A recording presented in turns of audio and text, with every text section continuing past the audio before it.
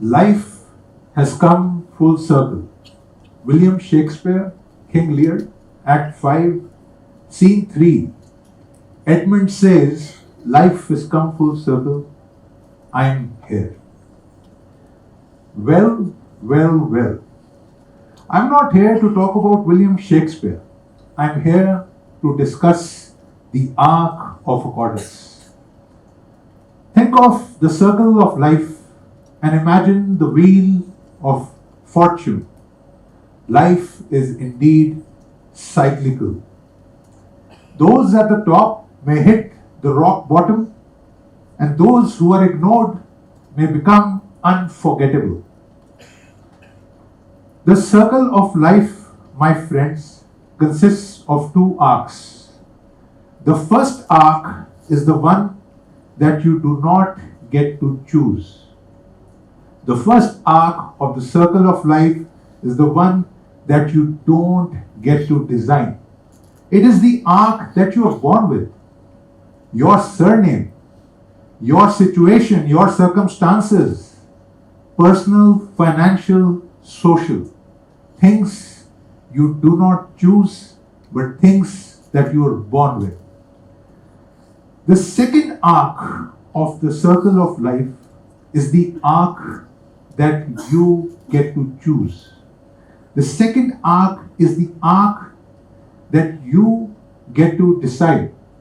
The second arc is the arc that you shape. The second arc is the arc that shapes the world around you. So what is the arc of accordance?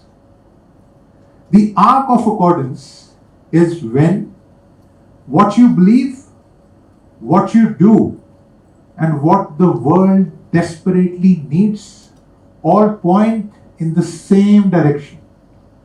Not permanently, not perfectly, but enough for you to move forward without tearing yourself apart.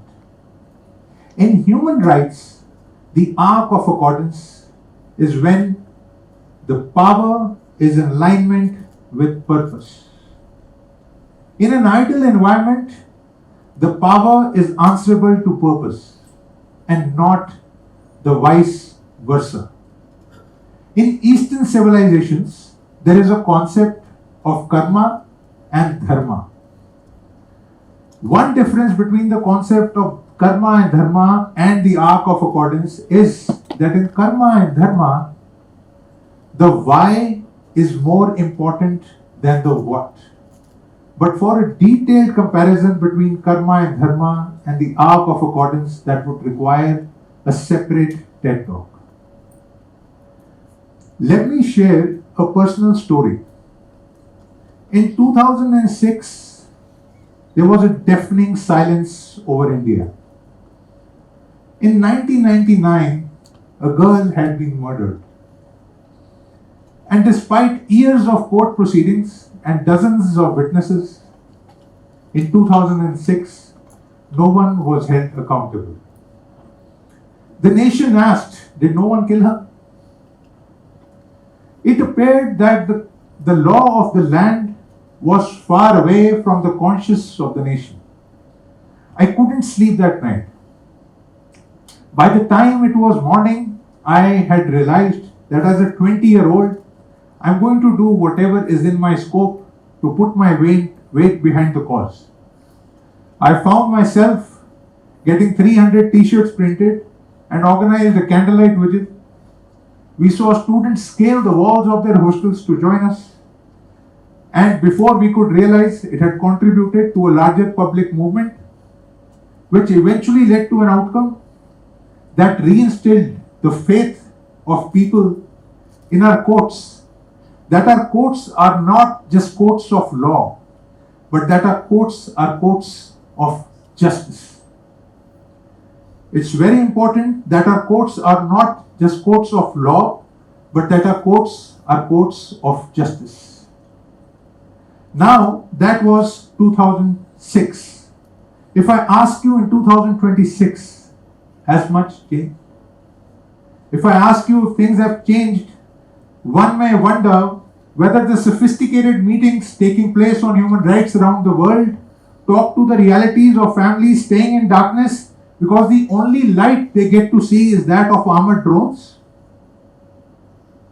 But does that mean that Universal Declaration of United Nations are not important?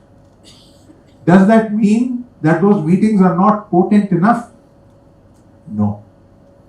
The Universal Declaration of Human Rights and those sophisticated meetings taking place all over the world are very important because it is these entities and these meetings that ensure that even if the ark is dislocated, the ark is not broken.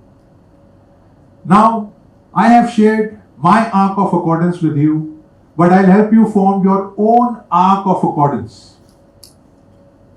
So what do? Number one, you identify the gap. You identify the gap in your own communities to see where the reality is far away from the idol. Two, you apply pressure. You don't need a massive NGO. You don't even need a protest group. Your voice, every effort, every tweet, every post, every digital campaign, every signature, every letter, every email matters because it is your effort that bends the curve to ensure that it's in place. And number three, be in synchronization. Be in synchronization not to win over arguments. Be in synchronization to ensure that we build a world where justice is not just an exception, but where justice is the absolute default.